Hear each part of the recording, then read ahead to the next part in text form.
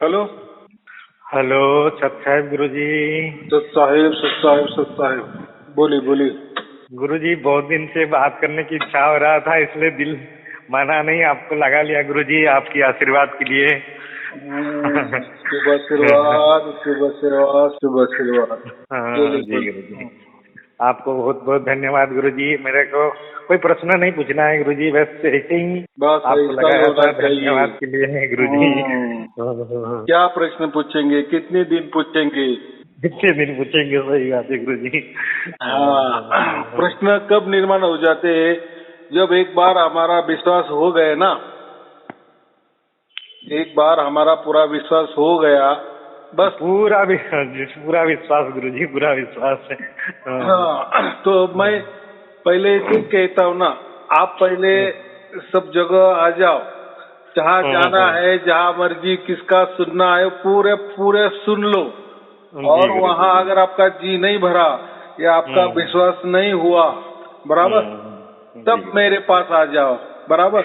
और जब मेरे पास आ गए, आपको सार शब्द का लखा हो गया, फिर अभी ये असली है या नकली है, कोई बकवास है या कोई झूठा है, इसलिए फिर अभी दूसरों का वीडियो सुनो, दूसरे में जाओ, ढूंढो ये चीज हमारी असली है क्या नकली है, ये भी देखना चाहिए कि नहीं?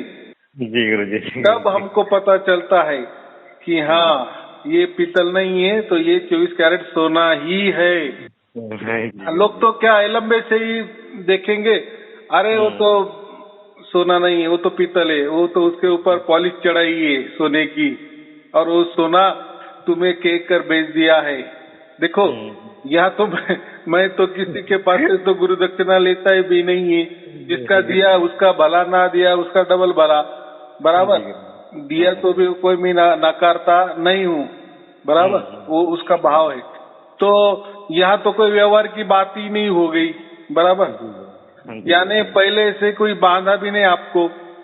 आपका तो मैं कभी नाम भी नहीं पूछता, कहाँ रहते हो आप, किस जात के, किसी पंथ के हो, किसी धर्म के हो, किसी देश जी के हो, गुरुजी। बराबर। आप कौन हो, इससे इससे कुछ ताल्लुकात नहीं, क्योंकि ये कोई प्राकृतिक मामला नहीं है। प्रकृति में ठीक है, कोई नौकरी पानी है तो उसके लिए हमारा सब आइडेंटिफिकेशन देना पड़ता है कि नहीं, सब जी कागजात गुरुजी। देने पड़ते हैं कि नहीं?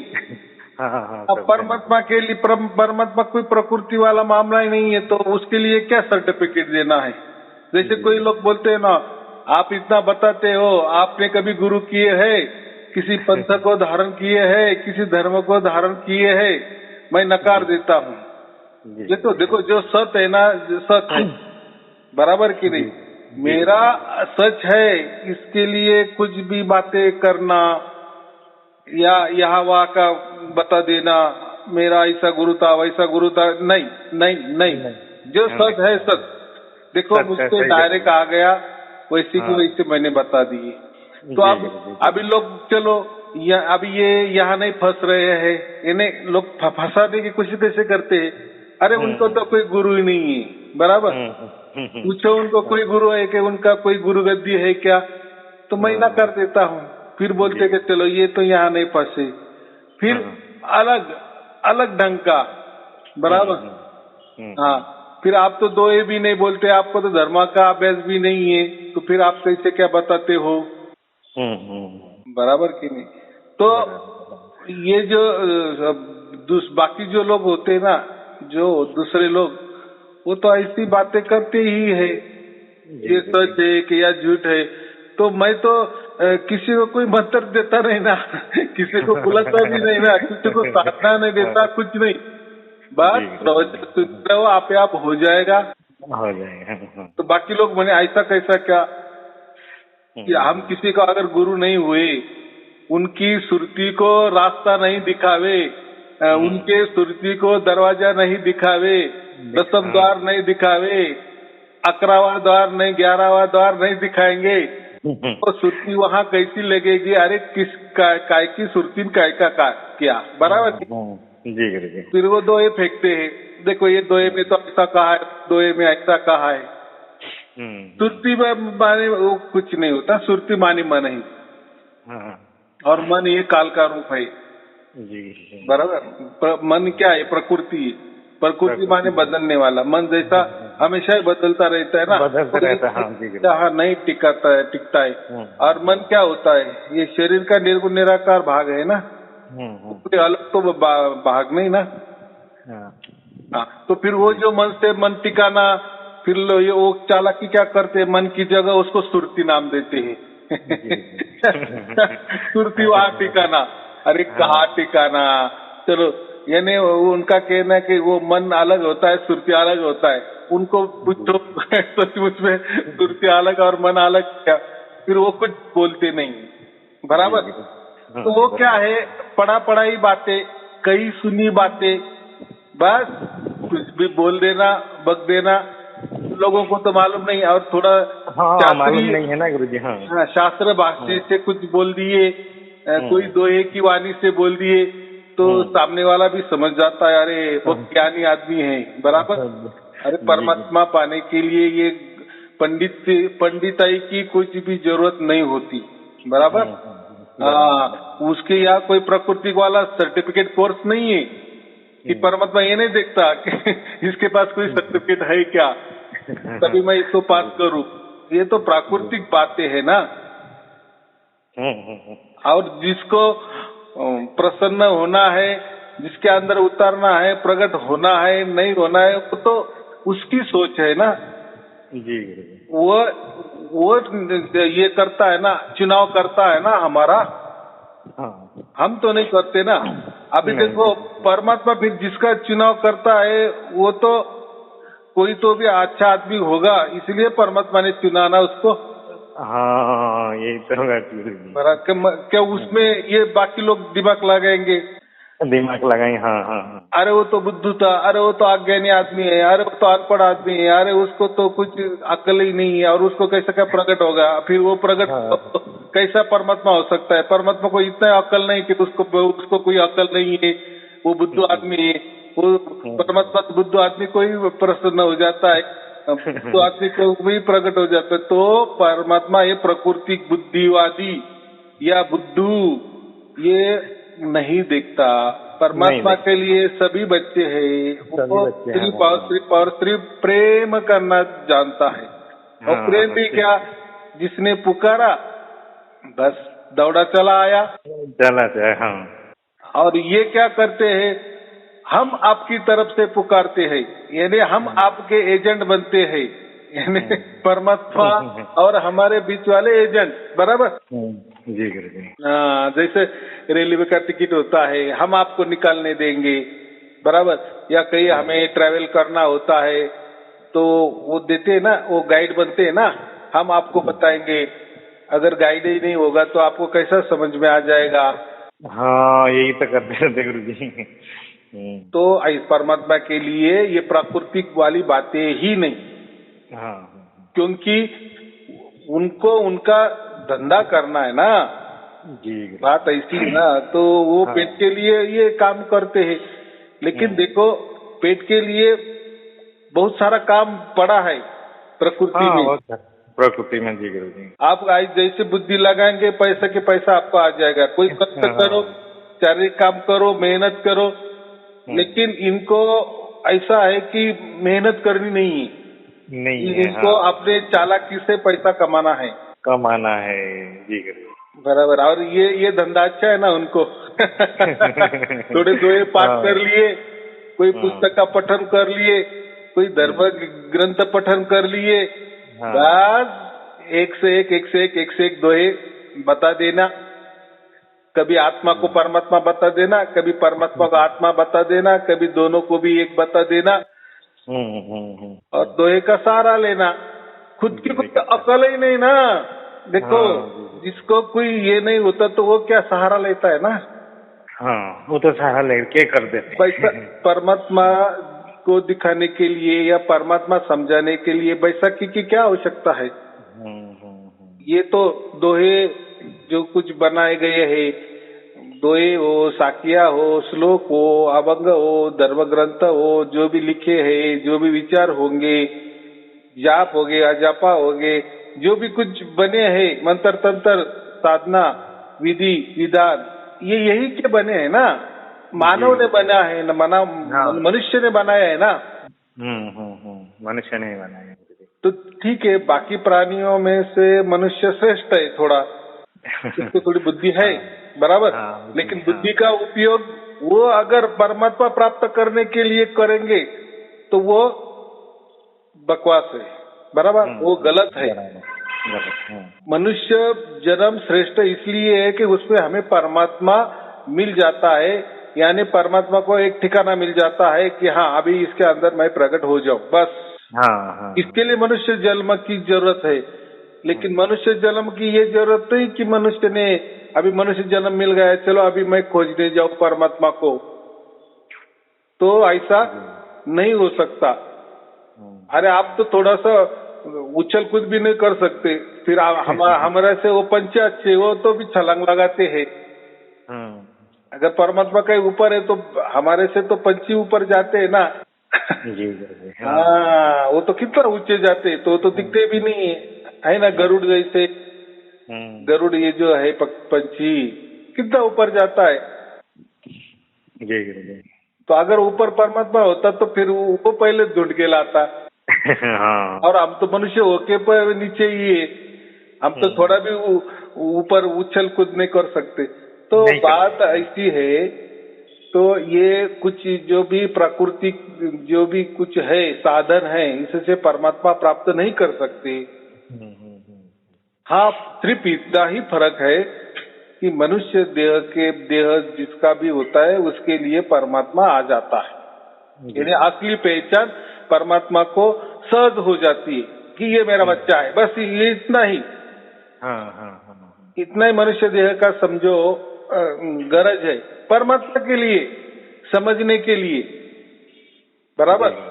फिर हमको तो फिर बहुत बुद्धि, तो हम तो परमात्मा को आज तक नहीं समझ सकते। तो कौन सा धर्म ने समझ लिए है कि परमात्मा ऐसा होता है?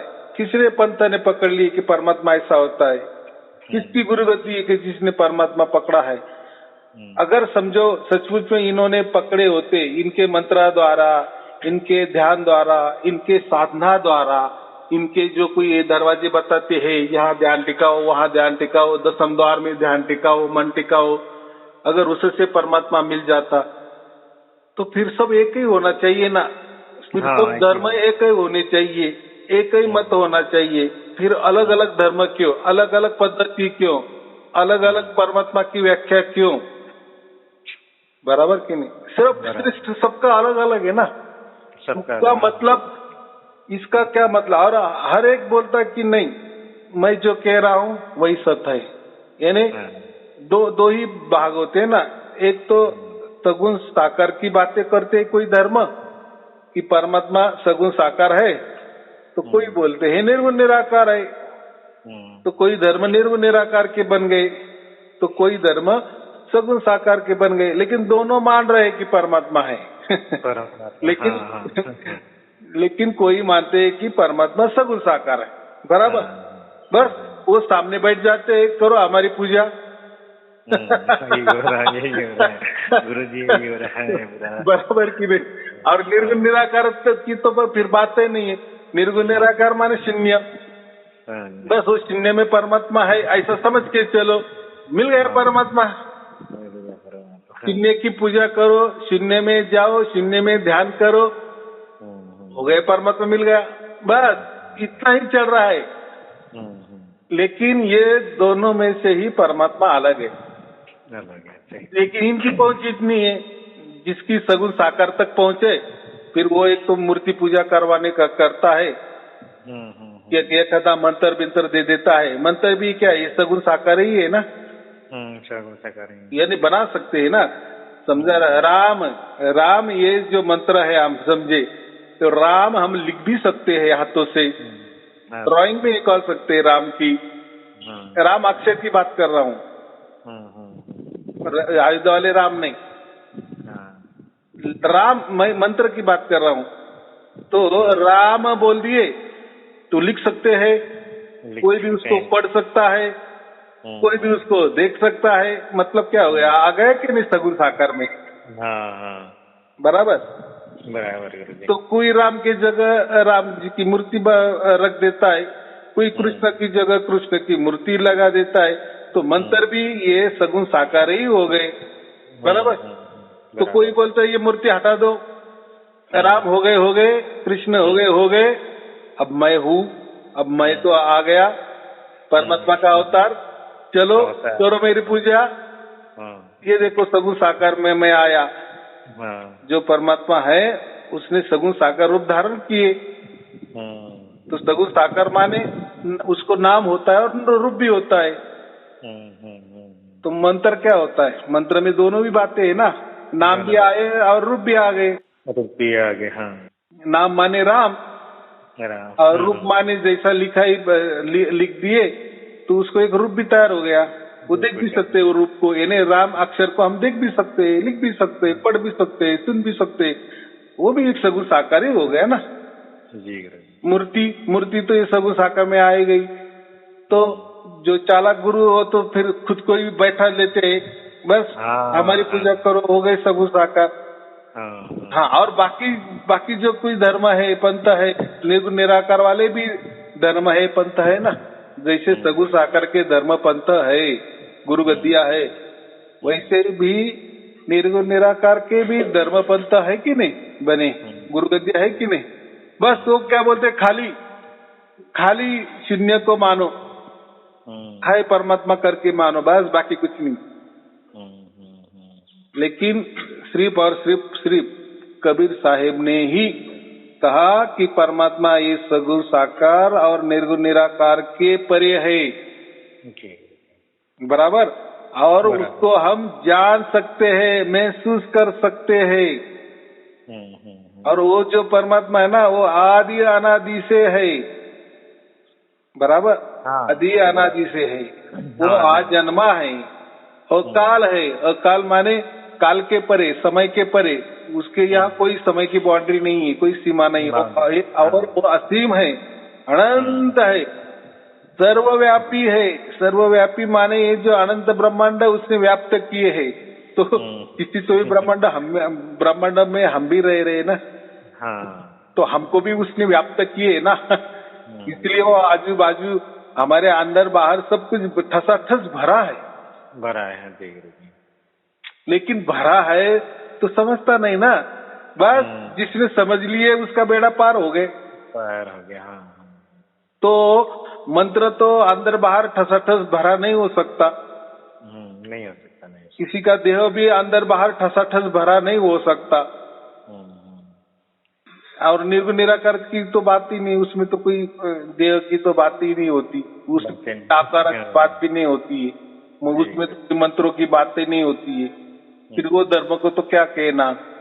तो ये दोनों भी चल रहे, लेकिन कभी भी एक समझना कि मनुष्य देह जो होता है, मनुष्य देह में ही परमात्मा प्रकट होता है, बस प्रकट होता है, माने उसको कोई छूता नहीं है, वो उसको बगैर स्पर्श करके उसमें प्रकट होता है।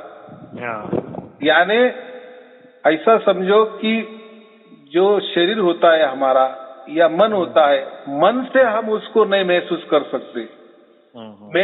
मन से महसूस कर सकेंगे तो उसका मतलब क्या होगा, उसका मन का स्पर्श होगा ना उससे, मन से स्पर्श होगा। हाँ, तो वो स्पर्श नहीं होने देता। जैसा कमल का फूल होता है ना, कमल के पत्ते होते हैं, किसी में होते या पानी में होते, लेकिन पानी में होते हुए भी वो पानी उसमें नहीं लगता, बराबर। बराबर। तो वैसा ही परमात्मा का सार शब्द हमारे अंदर प्रकट होता है ना, तो उसमें ये देह का कुछ भी नहीं लगता ना, वहाँ मन काम करता है। यदि जो प्रकट होता है ना, वो ना मन से समझा जा सकता है, ना जो ये पांच इंद्रिय है, कर्म इंद्रिय, उससे नहीं समझा जा सकता, सिर्फ गुगली रह जाती है। तो अभी देखो, अभी आपके अंदर भी सार शब्द की प्राप्ति हो गई, तो अभी आप दिमाग लगाओ, अरे ये कैसे क्या है, ये कैसे क्या आवाज आ रहा है, ये कैसा अंदर से आ रहा है कि बाहर से आ रहा है। कान भी दबाओ तो भी आ रहा है, खुले कान में भी आ रहा है, आंखें है तो दिख भी नहीं रहा है, लेकिन महसूस हो रहा है। हाँ महसूस और तो पूरा महसूस हो होने के लिए ये 5 इंद्रिय, 5 कर्मेंद्रिय, 5 ज्ञान इंद्रिय, इसका भी सहारा नहीं, इसका भी सहारा लेने की जरूरत नहीं हो रही है।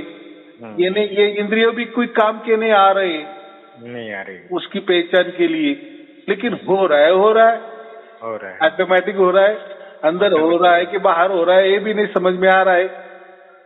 अगर अंदर होता तो खुले कान में वो कैसा क्या सुनाई दे रहा है, और बाहर होता तो कान बंद करो, फिर बीच में उस सुनाई नहीं देना चाहिए ना, तो भी वो आवाज सुनाई दे रहा है, माने वो कोई अंदर वाला मामला नहीं है और बाहर वाला मामला नहीं है, बराबर।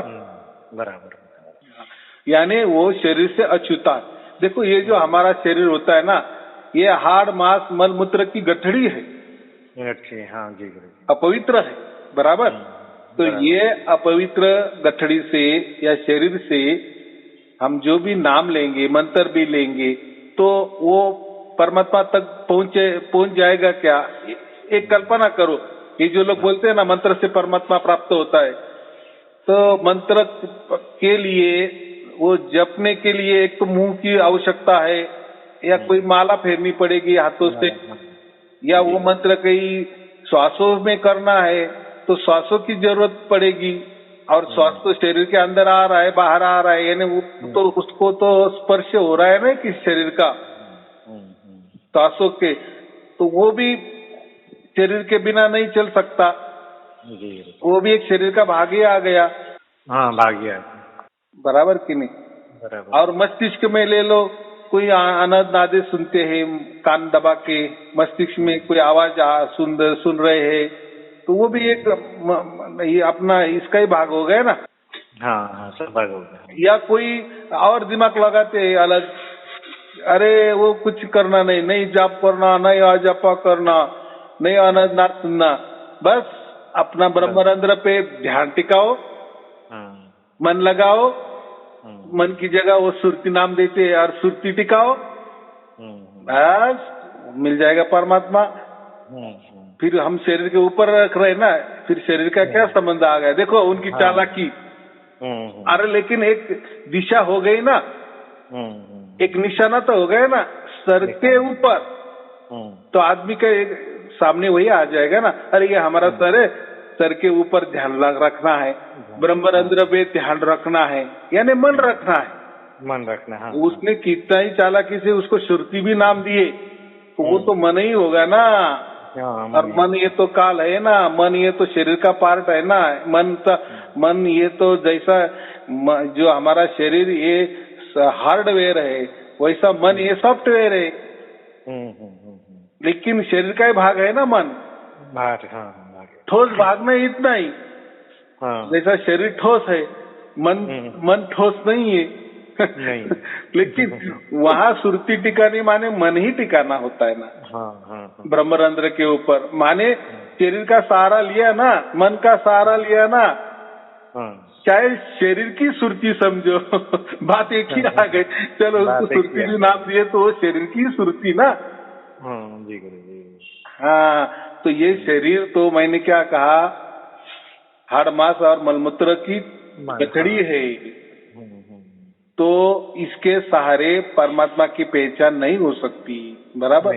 अभी वो जो 4 शब्द हम महसूस कर रहे हैं ना, महसूस, तो उसका कोई टच स्पर्श हमारे शरीर से नहीं हो रहा है, ना उसका स्पर्श हमारे मन से हो रहा है, ना उसका स्पर्श हमारे सुरती से हो रहा है, ना उसका स्पर्श ये 10 इंद्रियों जो है, 5 कर्मेंद्रिय 5 ज्ञानेंद्रिय, इससे नहीं हो रहा है।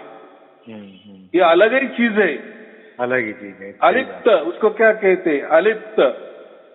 हाँ। लग रहा है शरीर में हो रहा है, वैसे हो रहा है। वैसा कमल का जो पत्ता है, देख तो रहे हम कि वो पानी में है, लेकिन उसको तोड़ो निकालो तो पानी का एक बूंद भी नहीं रहता उसमें, एक बूंद भी नहीं रहता। हाँ जी गुरु। फिर क्या है? यानी वो पानी से अलग है,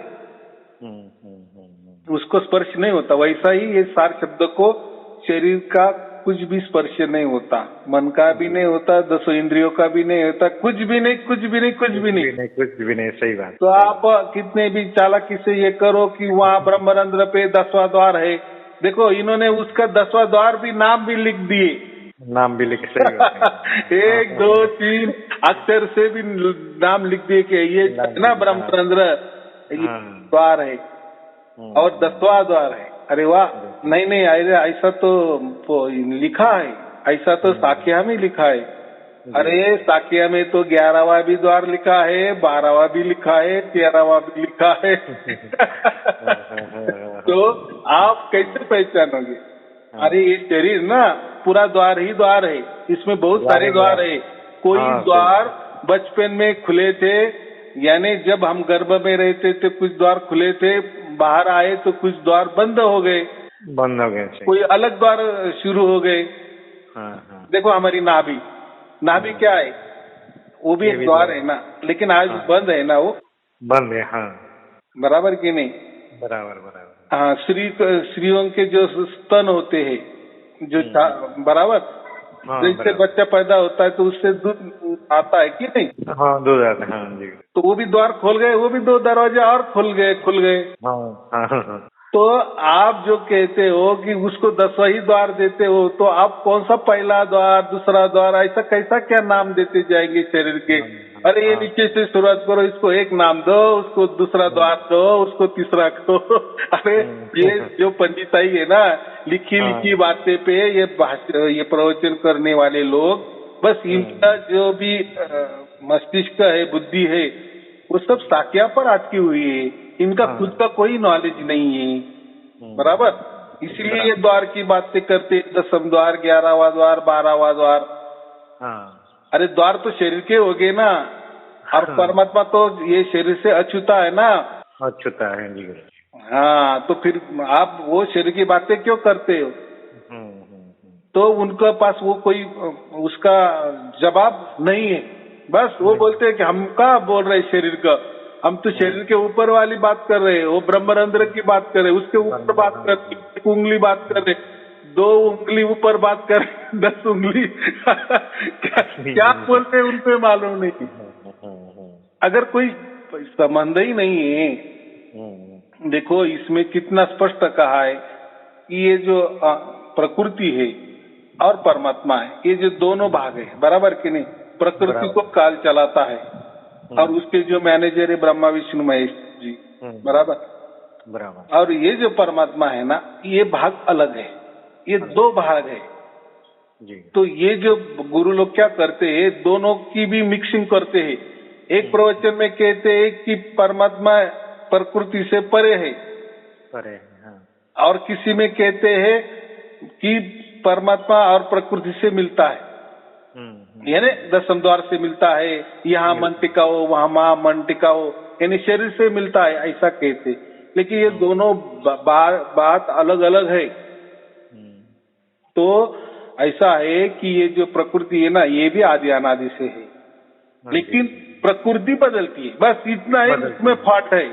हाँ, बदलती है, सही है। यानी उसका जन्म होता है, कुछ देर रहती है, बाद में उसका विनाश होता है, वापिस जन्मती है, कुछ देर के लिए रहती है और वापिस उसका विनाश होता है।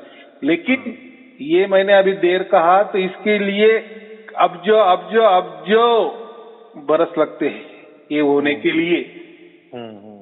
लेकिन परमात्मा में ऐसा कोई बदलाव नहीं होता, वो बस एक ही जगह स्थिर है।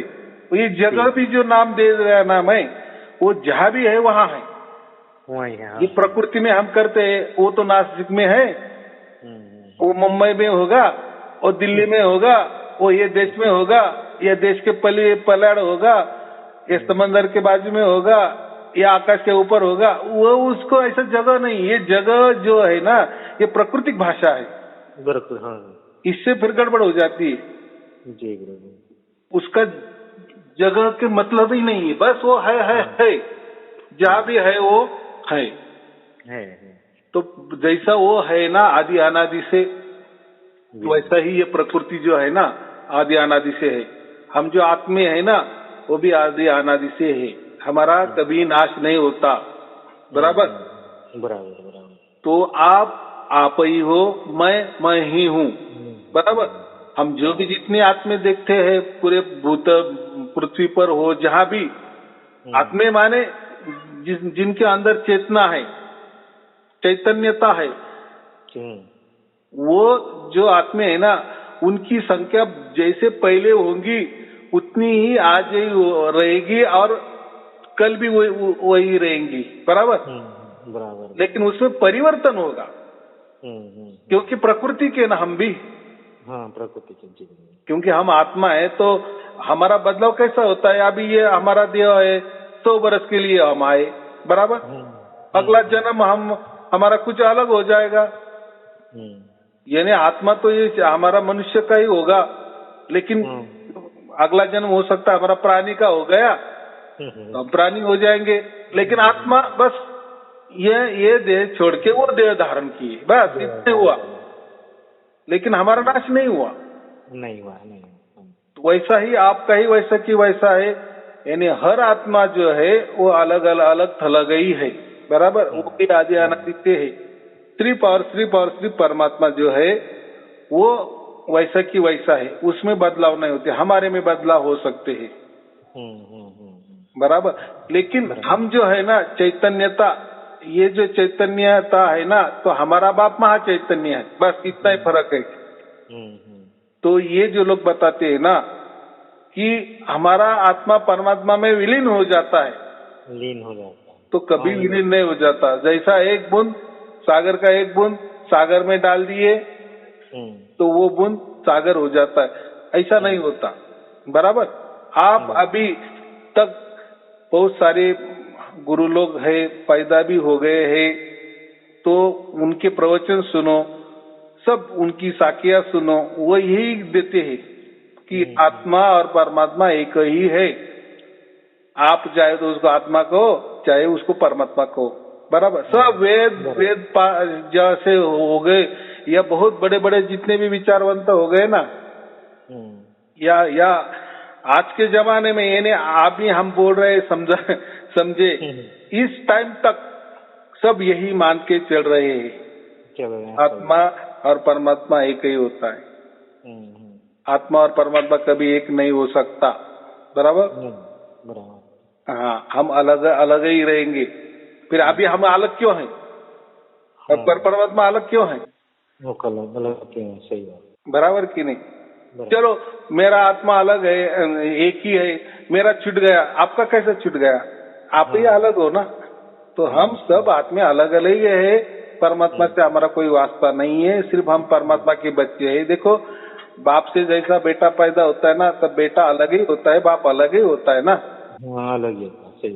दोनों दोनों भी अलग है, दोनों का काम भी अलग है। बराबर। तो ये तो हो गए प्रकृति, लेकिन हमारा जो बाप है ना वो आजन्मा है। आजन्मा। हाँ, लेकिन हम जो है ना, हमारा जन्म होता है लेकिन अलग ढंग से होता है। हम रहते एक ही आत्मा हर जगह। हम जितने भी 84 लाख योनि में जन्मते हैं, तो यही आत्मा हमारा ट्रांसफर होता है, बस इतना ही। हमारा आत्मा भी आदि अनादि से है, उसका भी नाश नहीं होता। या हमारे शरीर का नाश, हम शरीर अलग अलग धारण करते, जैसा मैं अलग अलग धारण करता हूँ वैसे आप भी अलग अलग धारण करते हो। कितनी सहज बात है। और ये लोग बोलते कि बस सबके अंदर एक ही आत्मा है और वही परमात्मा है। बस उसको उतना ज्ञान देने का है, ये आत्मा को समझना है कि भाई तू परमात्मा है, बस। उसको इतना याद दे दो, हो गया परमात्मा। अरे कितनी छोटी बात है ये तो। बराबर। इसलिए तो ये परमात्मा होकर बैठे। वो बोलते हमारे गुरु जी ने इतना ही कहा कि हम तो परमात्मा ही है, लेकिन हम भूल चुके हैं। बस हमें इतना याद करना है कि हम परमात्मा है। तो हम सोम का मतलब क्या? वही होता है ना, वही होता है। तो सब परमात्मा बन रहे। फिर अलग थलग क्यों? एक परमात्मा सोता है तो हम क्यों नहीं सोते? आप अगर वहाँ सोते हो तो मैं क्यों नहीं यहाँ सोता? तो अगर एक ही परमात्मा है तो सब एक शरीर के सब सोने चाहिए, एक ही टाइम सब जगने चाहिए, एक ही टाइम सबने खाना खाना चाहिए। अगर एक ही है तो लेकिन ऐसा नहीं होता। बराबर, हमारे भी बाप जादे हो गए हैं, किसी से हम पैदा हुए हैं, हम भी रहेंगे कुछ दिन, फिर हम भी चले जाएंगे, हमारे बच्चे रहेंगे। ये ऐसा ही सिलसिला चलते आ रहा है, आदि अनादि से चलते आ रहा है। बराबर, कम ज्यादा हो सकता है। बराबर, कुछ हो सकता है कुछ ज्यादा आत्मे मनुष्य शरीर धारण करे, तो किसी युग में हो सकता है कि मनुष्य कम हो, बाकी प्राणी ज्यादा हो। लेकिन ये जितनी भी संख्या है आत्माओं की, कितनी करोड़ों होंगी, अब्जों होंगी, जितनी भी होंगी, वो वैसी की वैसे, सिर्फ बदलाव, शरीर का बदलाव अलग थलग, बस बाकी कुछ नहीं होता। ये ऐसे कैसे चलता है। लेकिन ये सार शब्द क्या करता है कि हमें ये जो चक्र है ना, ये जो हम बदलते रहते हैं, ये शरीर छोड़े दूसरे शरीर धारण किए, ये चक्कर खत्म हो जाता है, बाकी कुछ नहीं होता। फिर हम कहाँ जाते हैं? परमात्मा की गोद में जाते हैं, आराम से बैठ जाते हैं। बाकी क्या होता है? बराबर, जैसे एक स्त्री के अंदर बच्चा होता है, जो पेट सी होती है, बराबर, तब तक वो आनंद में रहता है, आराम से रहता है। बराबर, आराम से, बराबर। जैसा बाहर आ जाता है, बस उसकी दुनिया अलग से शुरू हो जाती है। दुनिया शुरू हो जाती है। तो वैसा ही हम परमात्मा के पेट में चले जाते हैं, ऐसा समझो। गोद में चले जाते, लेकिन हमारा अस्तित्व अलग थलग ही होता है। बराबर, तो हम कोई परमात्मा नहीं बन जाते। नहीं। बराबर कि नहीं? ऐसा कोई आदमी है कि आज वो आदमी है, उसने कुछ नहीं किया और डायरेक्ट कल पंतप्रधान बन गया, ऐसा होता है क्या? नहीं ना। नहीं। कुछ तो भी उसकी उतनी कैपेसिटी होनी चाहिए। कुछ तो भी उसका पहले से ही कुछ तो भी, कोई वो पार्टी में गया होगा, कोई काम की अच्छे किए होंगे, फिर उसको कोई छोटे मोटे पद मिलते होंगे, फिर वैसे वैसे वो आगे आगे जाता होगा, फिर पार्टी वालों का दिल जीता होगा, या जो भी कुछ ही होगा। लेकिन ऐसा नहीं होता। अरे मैं कल घर में बैठा, साई अरुण जी कल गप्पे मार रहे थे और आज तो वो पंतप्रधान बन गए। ऐसा हो गया क्या? तो ऐसे ये लोग करते हैं ना, या हमारा मंत्र ले लो, हमारा ध्यान ले लो, या हमारा विचार ले लो, आप परमात्मा ही हो, बस समझ लो आप परमात्मा है। अरे ऐसा समझने से कोई परमात्मा नहीं बन जाता। और परमात्मा एक ही है, वो भी परमात्मा हो गया, ये भी परमात्मा हो गया, मैं भी परमात्मा हो गया, सारी संसारी परमात्मा हो गए, तो कैसे क्या होगा? सही बात है। तो ये क्या हो गया? देखो, जिन्होंने भी लिखा है ना, ये जो साकी है, वाणी है, जो भी की दोहे है, श्लोक है, तो उन्होंने बराबर लिखे है। या ऐसा समझो, जो भी पिछले जिन्होंने जो कोई लिखा है, वो उनके बुद्धि से लिखा है ना। अब तो एक जैसी नहीं होती ना, समझो। किसी संतों का ऐसा लगे कि बस आत्मा और परमात्मा एक ही है, बस उसने वैसा लिख के रखा। दूसरे को ऐसा लगा कि नहीं, आत्मा और परमात्मा अलग अलग है, उसका वैसा साखियां निकल गई। बराबर कि नहीं? बराबर। अगर हम ऐसे मानते चले कि जो भी ये संत होता है वो आत्मा परमात्मा की बातें करता है, मतलब वो जो भी उसने लिखा है वही सच है, ऐसा कैसा? अरे उन्हें उसने उसके दिमाग से उसकी जितनी बुद्धि होगी, या वो जैसा उसके विचारों पे उसका धर्म का कोई पगड़ा होगा, कोई उसका गुरु का पगड़ा होगा, बराबर, या उसने खुद कोई जान लिया होगा, कोई अनुभव किया होगा, अनुभव किया, उसका वैसा विचार हुआ होगा, बराबर, या उसने वैसी कोई कल्पना की होगी कि हाँ मैं ये जो कहता हूँ ना ऐसा क्या ऐसा होगा। हम उसको क्या कहते हैं? जुगाड़। असेंबल किए, इन्हें विचारों का असेंबल किए, उसने जुगाड़ किए और कोई धर्म निकल गए, ऐसे पंथ निकल गए अलग अलग। इसलिए हर धर्म में, हर पंथ में विचार अलग अलग होते हैं।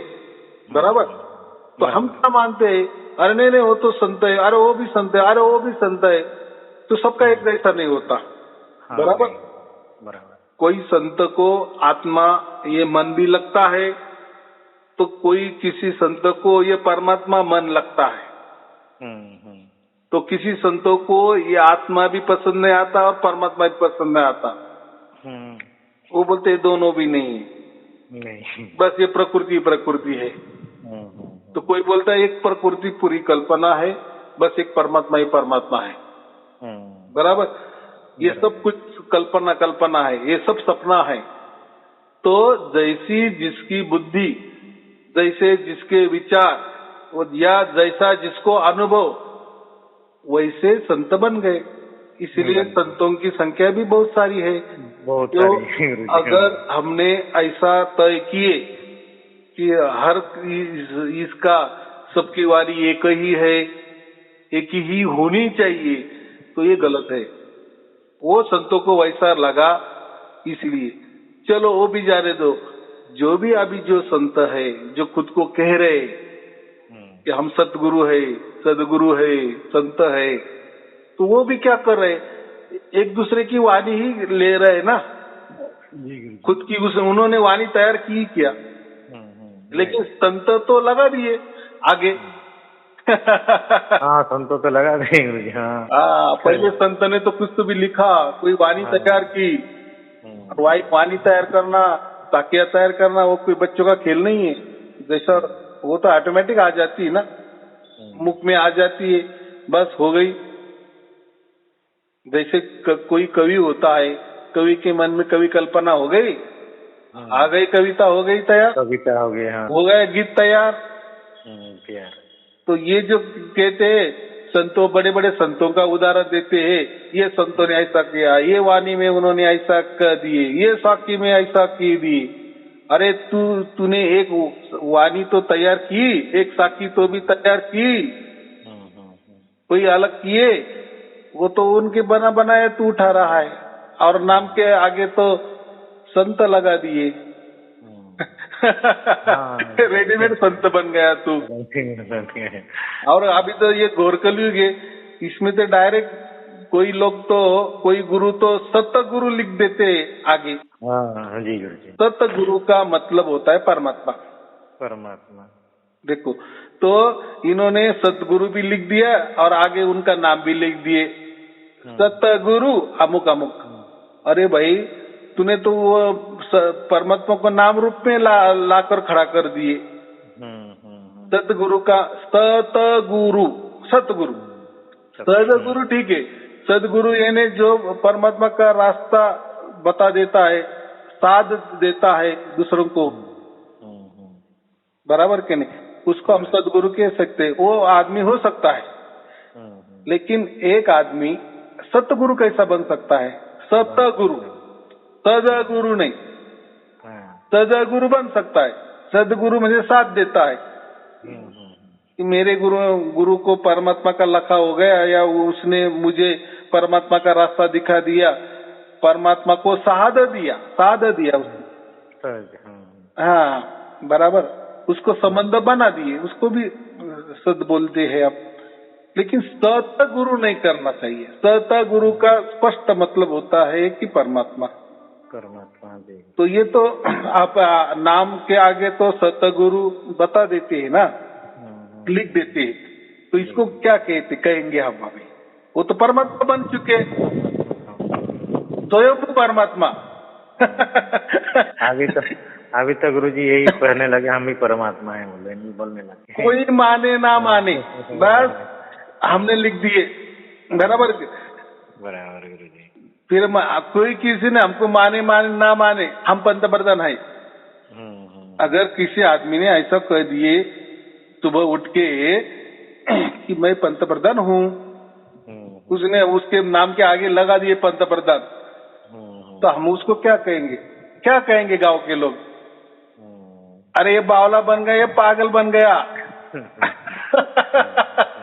ऐसा देखेंगे ना। तो जो गुरु लोग जो है, अगर हमारे जो नाम है उसके आगे सतगुरु लिख देते हैं, तो उनकी बुद्धि कितनी होगी, इससे तो पता चलता है ना। और ये घोर कलयुग में ही संभव है।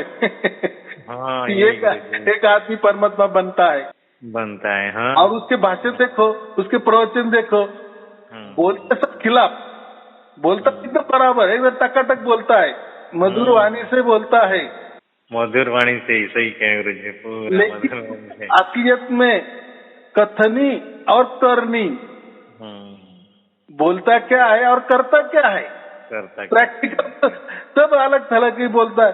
बोलने में तो बोलता है अरे परमात्मा तो निराकार के परे है, अरे वो तो निशब्द है, अरे वो तो अक है, अरे वो तो अबल है, वो तो नाम रूप के परे है। बाप रे क्या बराबर प्रवचन करता है। और सचमुच में प्रैक्टिकल में वो क्या करता है, खुद को गुरु घोषित करता है, खुद ही नाम देता है और प्रवचन में बोलता है कि ये 5 नाम 10 नाम 20 नाम, और खुद भी नाम देता है, लेकिन प्रवचन में तो उसका खंडन करता है।